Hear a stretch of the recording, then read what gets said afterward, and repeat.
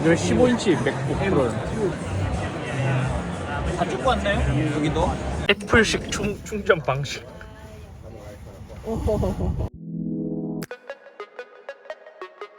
안녕하세요, 이썸입니다. WWDC 2023을 다녀와서 한국에 도착했습니다. 일정상 비전 프로는 미국에서 이야기 한 번 했고, 이번에는 두 번째로 많은 이들의 관심을 끌은 것, 새롭게 발표된 맥북 에어, 맥 스튜디오, 맥 프로에 관한 이야기를 해보려고 합니다. 아마 여기서 많은 분들이 가장 많이 기다린 모델이 맥북 에어 15인치 모델일 거예요. 자, 작년부터 루머로 나왔던 것처럼 13인치에 이어 15인치 맥북 에어가 공개되었습니다. 애플 실리콘이 나오고 나서 맥의 방향성이 굉장히 많이 바뀌었잖아요. 이제는 진짜 말 그대로 프로급 완전 전문적인 작업을 하지 않는다면 프로 이상, 맥북 프로를 사용하지 않아도 될 정도로 맥의 방향성이 많이 바뀌었죠. 그런데도 나는 라이트하게 쓸 거지만 화면이 큰 게 좋은데? 라고 하는 소비층은 선택지가 맥북 프로 16인치 밖에 없었고, 이거는 스펙도 너무 과하기도 하고 가격도 비싸고 무게 자체도 무겁기 때문에 이 맥북 에어 15인치를 굉장히 많은 분들께서 기다리셨을 거예요. 새로운 맥북 에어 15인치는 13인치에서 사실상 엄청 크게 바뀌진 않았습니다. 그냥 화면이 커짐에서 오는 변화 정도랄까요? 대신 애플 실리콘을 탑재했기 때문에 다른 인텔이나 AMD를 탑재한 노트북 대비 상당한 강점을 갖고 있기도 합니다. 예를 들어 두께는 11.5mm로 세상에서 가장 얇은 15인치 노트북이라 소개하기도 했고, 저는 이 키노트를 보면서 실시간으로 보면서 되게 의외로 진짜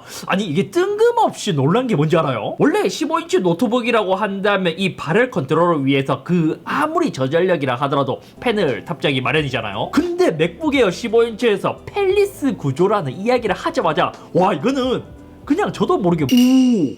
이런 소리가 나오더라고요. 어쩌면 13인치도 펠리스 구조이기 때문에 당연한 거이기도 하지만 15인치대에서 이런 노트북들이 흔하지 않으니까요. 그래서 이 노트북은 그냥 펜 소음이 전혀 없는 노트북인 것이죠. 디스플레이는 15.3인치로 5mm의 얇은 베젤을 가졌고 500니트의 리퀴드 레티나 디스플레이, 전면 FHD 카메라, 3개의 마이크 배열, 맥세이프 포트라든지 썬더볼트 2개, 헤드폰 잭까지 기존 13인치 맥북 에어와 모두 동일한 스펙을 갖고 있습니다. 하지만 자세히 살펴보니 크기 변화에서 오는 것 말고도 조금의 변화가 있기는 했습니다. 예를 들어 스피커도 포스 캔슬링 오퍼를 포함해서 6개의 스피커 탑재로 13인치보다는 스피커의 성능이 더 좋아졌어요. 실제로 요것도 이제 미리 데모로 한번 들어봤거든요. 힌지 쪽에서 전체적으로 소리가 흘러나오면서 화면에 반사되어서 들리는 소리였고, 13인치와 15인치와 같이 놓고 비교를 하자면 확실히 15인치 쪽이 소리가 더 웅장한 느낌이 들더라고요. 그래도 맥북 프로와 비교하자면 여전히 맥북 프로가 더 좋긴 하지만요. 하지만 이게 미관적으로 디자인적으로 아쉬운 부분이 존재하기도 했습니다. 13인치 맥북 에어 같은 경우에는 키보드 옆쪽이 얇기 때문에 사실 디자인적으로 아쉽다라는 느낌이 전혀 들진 않았지만 15인치는 이 부분이 되게 밋밋하게 되어 있기 때문에 의외로 디자인적으로 많이 허전하다라는 느낌이 없지 않아 있었어요. 배터리 용량은 조금 더 증가했지만 18시간으로 러닝타임은 동일했고, 컬러는 총 4개, 미드나이트, 스타라이트가 추가되었습니다. 색상에서도 실제로 봤을 때 제가 느낀 점은 미드나이트 우리가 흔히 아는 것처럼 지문의 티가 좀 많이 남는다는 것이었고, 의외로 밝을 때 있잖아요. 이때는 실버와 스타라이트와 색상 차이가 또 크게 나진 않더라고요. 근데 또 어두운 곳에 가면 완전 크게 차이가 나기도 하고요. 프로세서는 동일한 애플의 M2를 탑재했습니다. 근데 여기서도 차이가 조금 존재했던 게 뭐냐면 13인치 같은 경우 GPU가 8코어부터 시작하고 옵션을 넣어야 10코어가 된단 말이에요. 하지만 15인치는 10코어부터 시작하고 충전기도 15인치는 기본으로 듀얼 충전기가 들어가요. 이러한 이유로 애플에서는 펠리스의 애플 실리콘의 성능도 좋지, 게다가 배터리도 미친 듯이 오래가지,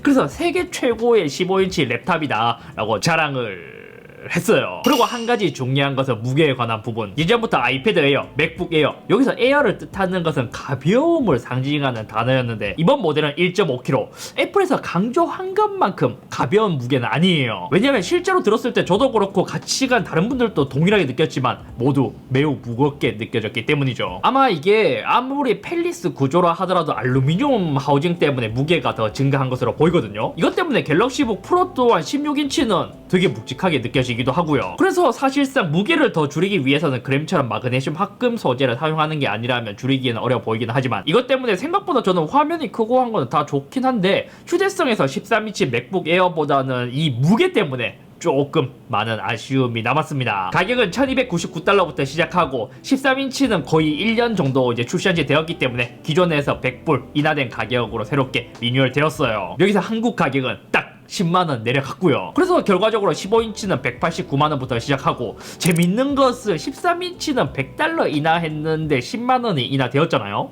근데 13인치와 15인치의 가격 차이는 200달러란 말이에요. 근데 한국에서는 또 30만원 차이네. 종합해보자면 맥북 에어 15인치는 맥북 프로보다도 가볍고 펠리스 구조의 배터리도 오래 가는 이 포지션 때문에 구입하시는 분들이 굉장히 많겠지만 환율이 좀 이제 좀 오른 탓에 좀 가격이 아쉽게 적용되었다. 살짝 걸림돌이라면 지금 M2를 탑재한 맥북 에어 13인치가 나온 지 한 11개월 정도 되었거든요. 그래서 만약 M3가 나온다면 이것도 맥북 에어에서 처음 탑재할 건데 어떻게 잘못하면 토사구북이 될 수 있지 않을까요? 아니면 애플에서 M3를 조금 더 늦게 출시를 하면서 이 주기를 다시 맞춰 나갈 수도 있고요. 하지만 앞서 말한 대로 소비층이 명확하게 있기 때문에 꽤 잘 팔릴 모델로 보였습니다. 다음은 리뉴얼된 맥 스튜디오. 저는 사실 이제 다른 것보다 여기에 관심이 제일 많았어요. 왜냐면 맥 스튜디오가 나오기 전에는 우리가 이제 스튜디오에 모두 윈도우 PC를 사용했지만 이게 나오고 나서는 모두 PD님들의 PC를 맥 스튜디오로 바꿨거든요. 실제 환경에서 장점이 뭐냐고요?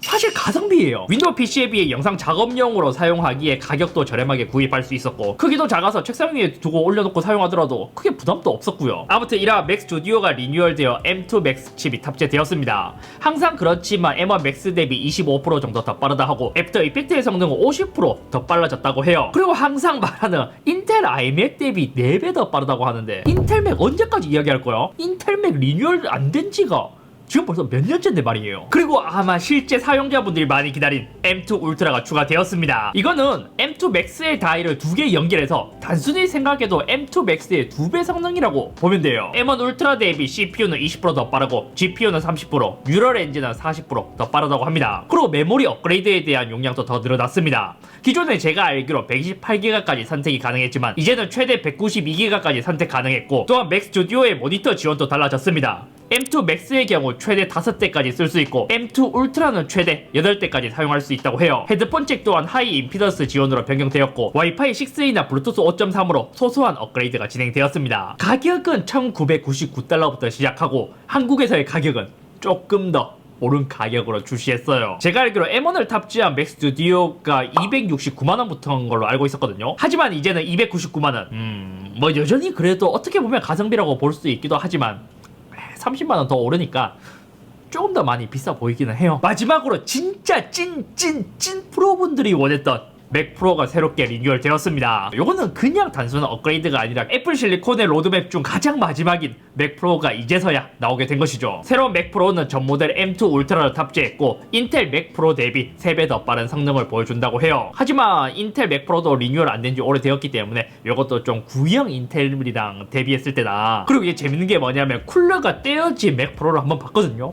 와 이거 M2 울트라 프로세서 크기가 진짜 장난 아니게 컸어요. 그리고 발표를 보면서 가장 좋았던 것, 기존 M1, M2에서도 사실 있긴 했었지만 인텔 맥 프로는 확장성이 좋았고 그렇기 때문에 PCI 슬롯에 애프터버너라는 비디오 가속기를 탑재해서 가속을 시켰지만 이제는 애플 실리콘이 탑재되면서 이러한 애프터버너를 따로 구입할 필요 없이 애플 실리콘 내부에 기본 탑재되기 시작했습니다. 애플에서 주장하기로는 애프터버너 7장을 끼워야 할 성능이 이제는 그냥 기본 성능이라고 해요. 썬더볼트는 후면에 6개, 전면 2개로 총 8개가 탑재되었고 PCI 확장 슬롯은 총 6개, 젠4를 지원하기 시작했습니다. 가격은 6,999달러, 하나로는 1,049만원에 맥 프로가 새롭게 리뉴얼 된 것이죠. 근데 이번 발표에서 사실 애플의 비전 프로 그리고 맥북 에어 15인치에 묻혀서 그렇지 저는 이번 발표에서 가장 실망스러운 게 맥 프로였습니다. 사실상 노답 맥 프로라고도 볼 수 있고요. 물론 제가 사용하기엔 너무 전문적인 포지션이긴 하거든요. 하지만 예전 맥 프로를 한번 생각해봐요. 인텔 맥 프로였을 당시에 그래도 이제 맥 프로는 진짜 이름 그대로 프로들을 위한 제품이었단 말이에요. 그래서 성능도 당연히 중요하지만 워크스테이션급이기 때문에 프로들을 위해 다양한 이제 여러가지 카드를 끼울 수 있는 확장성이 되게 많이 중요했고 중간에 흔히 말하는 완전 디자인 중심의 연탄 맥으로 나왔을 때도 진짜 많이 욕을 먹기도 했었죠. 왜냐면 디자인적으로는 굉장히 작고 예쁘지만 실제로 사용했을 때는 발열 해소에 관한 문제, 아니 무엇보다 프로에 어울리지 않는 확장성이 제로이기 때문에 이 확장성 때문에 굉장히 많이 욕을 먹었었고 그리고 다시 치즈 강판 같은 맥 프로가 나오고 나서 엄청난 환호를 다시 받았죠. 근데 이번 모델은 애플 실리콘을 탑재한 것도 좋아요.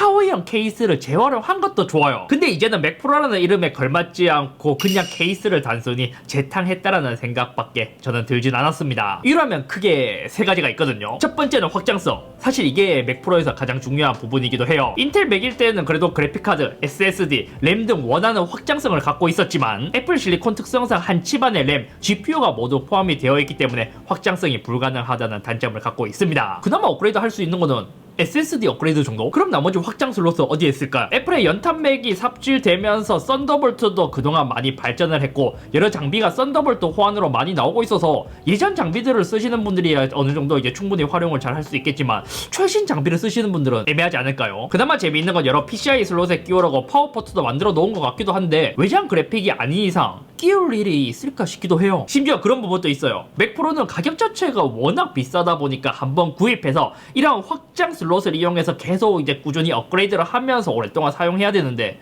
이거는 뭐 그냥 M2 울트라가 바뀌어 있으니까 새로운 모델이 나오면 그냥 통째로 바꿔야 한다는 거죠. 두 번째는 성능. 새로운 맥 프로는 M2 울트라를 모두 그러니까 전 모델 탑재했잖아요.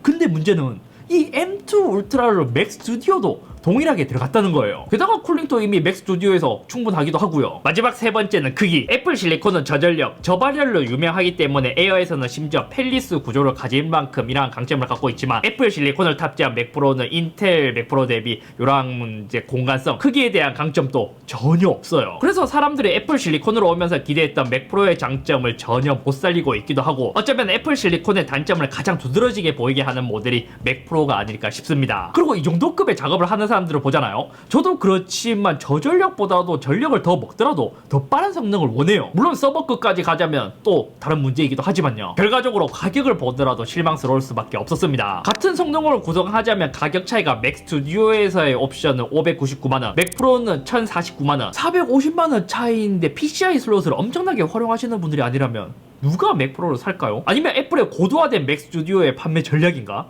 아니 이 맥 프로를 보다가 맥 스튜디오를 보니까 오히려 더 가성비처럼 느껴지기도 한데요. 결과적으로 새로 나온 제품을 보자면 맥 스튜디오 같은 경우에는 유튜브 스튜디오에서는 아마 많이 구입할 것 같고 의외로 맥북 에어 15인치도 꽤 많이 구입할 것 같아요. 왜냐면 진짜 애플 실리콘이 이게 노트북에 들어갔을 때는 강점이 어마어마하거든요. 저도 이번에 느낀 건데 키노트를 보면서 맥북 프로 16인치로 계속 이제 정리하면서 작업을 했거든요. 한 2시간 정도 봤는데 맥북 프로 16인치 M1 Max 거의 풀업에 가까운 모델인데 다 보고 나더라도 배터리가 13시간 남았다고 하더라고요. 아무튼 오늘 여기까지며 야 이번 발표를 보니까 맥북 에어 같은 경우에는 저희는 따로 뭐 구입해서 리뷰를 할 거긴 하지만 사실 막 그렇게까지 끌리는 모델은 아니고 맥 스튜디오가 저희가 새롭게 이제 또 이제 PD님들을 모집하려고 하는데 그분이 오시면 한 대 사드리면서 한번 또 우리가 갖고 있는 맥 스튜디오랑 테스트를 해봐야겠어요.